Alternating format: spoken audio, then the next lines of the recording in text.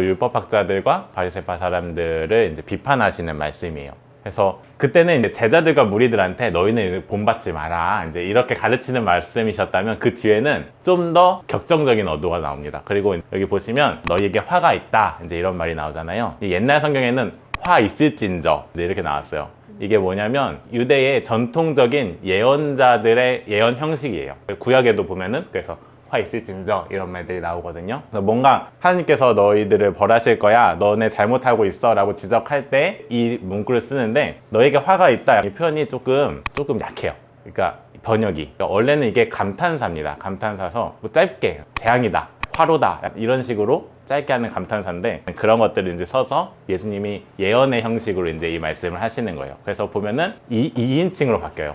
그 전에 이제 제자들과 가르치는 이 사람들은 이렇게, 그들은 이렇게 하면서 3인칭인데, 여기 보시면 너희는 하면서 이제 직접적으로 2인칭으로 말씀하시면서 비판을 하시거든요. 그 비판하시는 내용이 어떤 내용인 것 같으세요? 제가 읽어보면, 너희는 박하와 회향과 근체의 11조는 드리면서 정의와 자비와 신의와 같은 율법의 더 중요한 요소들은 버렸다, 이렇게 말씀하시거든요. 박하와 회향과 근체, 이게 뭘까요? 그러니까 박하와 회향과 근체는 뭐냐면 아주 값싼 약초들의 종류래요. 그러니까 뭐냐면 저렴하게 어디서 쉽게 캘 수 있는 그런 약초들의 종류래요. 그러니까 우리도 어려울 때 풀뿌리 캐먹고 이렇게 하잖아요. 하는 것처럼 이제 그런 걸 캐먹는 사람들이 있는데, 그런 거에 11조까지 다 걷어가면서 정작 중요한 정의와 자유와 신의 같은 율법 같은 것들은 너희들이 등한시했다, 이 말씀을 하고 계신 겁니다. 그 뒤에 나오죠. 너희는 하루살이는 걸러내면서 낙타는 삼키는도다. 하루살이가 누구겠어요?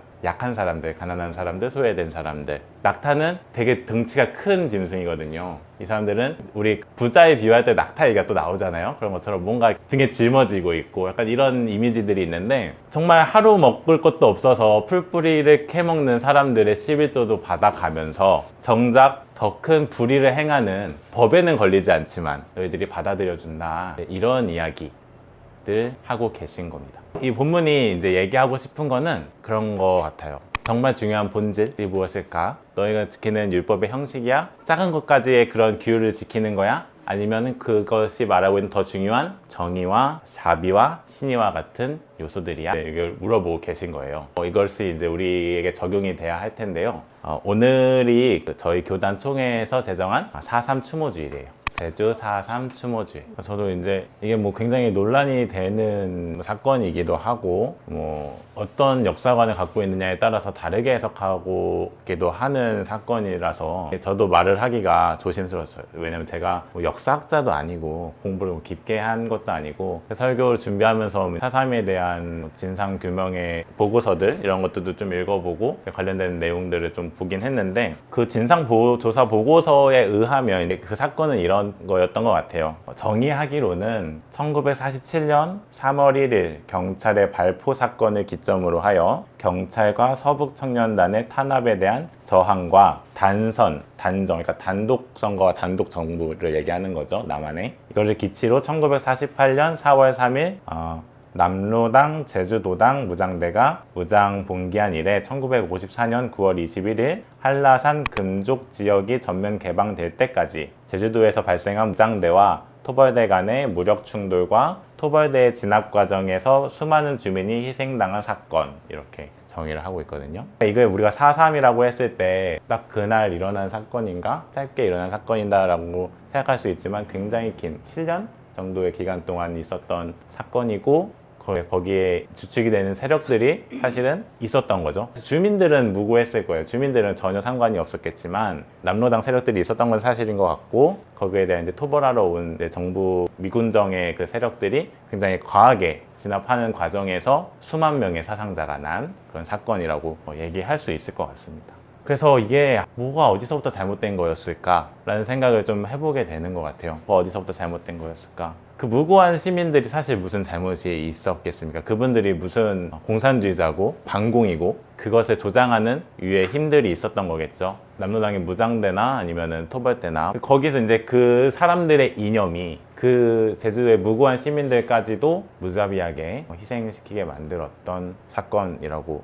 얘기할 수 있을 것 같습니다. 그래서 이 사건의 발달은 이제 제주의 3.1절 행사에서 시작이 되잖아요. 그래서 거기서 한 아이가 기마경찰, 말을 타고 가는 경찰에게 치여요. 그래서 다쳤는데 기마경찰이 그냥 간 거죠. 거기에 같이 있던 몇몇 사람들이 흥분을 해서 돌을 던졌는데 이제 경찰은 그것을 이제 폭동으로 보고 발포를 해서 거기서 6명이 죽습니다. 근데 이 사건이요, 이념과는 아무런 상관이 없었어요. 여기에는 이 사건에 분노한 사람들은 단순히 뭐 공산주의자들만 있었던 게 아니라 그때 당시에 모든 주민들, 모든 행정기관들, 학교들, 은행들 다 포함해서 총파업을 합니다. 그때 이념과 상관없이요. 그래서 4만여 명이 총파업을 시행을 했고 그거에 대해서 이제 토벌대가 이것을 폭동으로 규정하고 들어오는 거거든요. 근데 이런 과정에서 이런 민심을 남로당이 이용을 한 게 맞겠죠. 그런데 그런 과정에서 이런 끔찍한 일들이 일어났던 것 같습니다. 근데 우리가 얘기할 때 저는 이 얘기를 좀 해야 된다고 생각하는데 그 폭력의 가해자에는 교회가 있었어요. 이 얘기를 우리는 짚고 넘어가야 될 것 같습니다. 해방 직후에 미군정이 들어섰을 때요, 남한 지역의 개신교 인구는 통계에 잡히지도 않을 정도였대요. 사실 개신교는 북한이 훨씬 더 융성했거든요. 그때의 남북한 합쳐서 개신교 인구가 전체의 0.5% 정도 남짓이라고 합니다. 근데 미군정이 들어섰을 때 거기에 미군정 산하의 한국인 관리들의 60%가 개신교인들이었어요. 이제 왜 그랬는지는 추측이 가능하죠. 미국 선교사들의 영향이 있었을 거고 미군정이 이제 개신교인들을 많이 등용을 했던 거죠. 근데 그 말은 뭐냐면 곧 4.3 사건 당시에 곳곳에서 벌어졌던 그 민간인 학살의 주요 명령권자들과 실행자들 중에 다수가 개신교인들이었다는 사실입니다. 어떤 사람들은 이렇게 얘기하더라고요. 그렇게 하지 않았으면 우리나라가 공산화 됐을 거다, 이런 얘기를 해요. 저는 항상 양쪽의 얘기를 다 들어봐야 된다고 생각을 해서 그쪽에서 어떤 얘기를 하는지도 유튜브에서 좀 찾아봤어요. 어떻게 이걸 이해를 하는가에 대해서. 근데 그분들이 하는 논리는 핵심은 이건 것 같아요. 그렇게 하지 않았으면 우리나라 공산화 됐을 거고 기독교인 입장에서는 그렇게 했으면 우리나라의 교회가 서지 못했을 것이다, 이런 얘기들을 합니다. 근데 아무리 생각해도 공산화를 막기 위해서 수만 명의 그 무고한 시민들을 희생시켜야 하는 것이 온당했나 라는 걸 생각해서 그건 부적절했다 라는 생각이 들고요. 사실은 반공이라는 명분 아래에 공산주의자가 아님에도 미군정과 이승만 정권이 그 정권에 반대하는 목소리를 낸다는 이유로 그것을 공산주의자로 몰아갔던 것들도 있죠, 분명히. 그래서 남한의 단독정부 수립을 반대했던 목소리들, 그것은 이제 국가가 분단되는 일이니까요. 그거에 대해서 우려했던 목소리들과 또 미군정에 반대했던 사람들, 또 친일파를 숙청해야 된다고 말했던 사람들을 모두 다 공산주의로 규정을 하고 그렇게 무자비하게 진압을 했던 것도 사실입니다. 그래서 이것들은 공산주의랑은 전혀 상관없는 주장들이었는데도 불구하고 모두 이들을 몰아서 학살했다는 것은 사실은 명백한 잘못이라고 해야겠죠. 제주도에는 이런 말이 있다고 해요. 제주도에는 배울 어른이 없다, 이런 말을 한대요. 관용어처럼 이런 말들을 쓴대요. 4.3 당시에 글 꽤나 읽을 줄 알고 앞장서서 바른 말 하는 사람들이 대부분 죽임을 당했기 때문에 그런 말들이 생겨났다고 합니다. 공산주의가 교회를 박해했던 건 맞고 저도 공산주의에 대해서는 찬성하지 않습니다. 그런데 여기에는 그 이념의 대립이 있었던 것이 아니라 그 이념을 이용했던 정치적인 권력의 개입들이 있었던 거고 또 개신교인들이 거기 개입되어 있던 것도 사실이라는 사실 우리가 좀 받아들여야 할 것 같아요. 그 교회 박해에 대한 대응이었더라 하더라도 정말 그것이 기독교적인 것이었는지에 대해서도 한번 생각을 해봐야 할 것 같습니다. 그거는 생각하는 게 어렵지 않을 것 같아요. 예수님도 박해를 받아서 십자가에 달리시잖아요. 그리고 초대교회도 로마에 의해서 박해를 당한 경험들이 있죠. 우리가 그런 역사들 속에서 그 예수님과 초대교회들이 어떻게 신앙을 통해서 대응을 해왔는지를 우리는 성경을 통해서 배우고 있습니다. 우린 그들이 그렇게 우리에게 폭력을 행한다고 해서 우리가 똑같이 그들에게 폭력을 행하지는 않았어요. 그것이 예수님의 가르침이기도 했습니다. 우리가 그들의 박해에 대해서도 죽음을 각오한 저항을 했지만 그것은 비폭력적인 저항이었고요. 항상 그 순교하는 순간에도 당당하게 순교를 했습니다. 그것이 기독교인들의 정신이었어요. 우리가 죽을지언정 우리를 박해하는 이들을 죽이는 일은 하지 않았습니다. 그래서 우리는 죽음과 고난을 통해서 이 세상의 폭력을 폭로하는 사람들이었어요. 그리스도인들은. 교회는 그래서 폭력을 옹호할 수가 없어요. 절대로. 그것이 우리의 신앙이라고 생각합니다. 우리가 박해를 받을 때에도 그러한데 더군다나 기득권의 폭력, 국가의 폭력, 거기에 대해서는 더욱더 옹호할 수가 없습니다. 우리가 예수님의 죽음이 국가에 의한 사형 선고였다는 사실을 기억한다면 더더욱 그럴 수가 없는 거죠. 오늘 말씀과 이 얘기를 좀 연결 지어보고 싶어요. 예수님께서는 율법의 형식만 지키는, 그래서 본질은 잃어버린 그 바리새인들과 유대 지도자들을 비판하시는데요. 우리의 신앙에 정의가 없고 사랑이 없고 신의가 없는 그런 모습들이 신앙이라는 이름으로 나타나고 있지는 않나요? 율법학자들이 그 율법을 지키면서 그 가난한 사람들의 11조를 주장했던 것은 분명히 그분들의 신앙에 의한 거였어요. 신앙의 교율이 그랬고요. 그런데 정말 더 중요한 게 그거냐? 라는 예수님의 비판의 목소리였잖아요. 사삼 사건도 그렇습니다. 정말 뭐 공산주의가 교회를 박해해서 그래서 우리가 교회가 그렇게 했어야 했나요? 그것이 정말 예수님이 말하는 사랑이었나요? 거기에 정의가 있었나요? 우리는 돌아봐야 될 것 같습니다. 그리고 교회는 분명히 사죄를 해야 합니다. 오늘을 살아가는 우리는 어떨까요? 오늘날도 수많은 갈등과 양극화된 세상 속에서 살아가는데요. 정치적인 입장이 다를 수 있죠. 이념이 다를 수도 있습니다. 종교가 다를 수도 있습니다.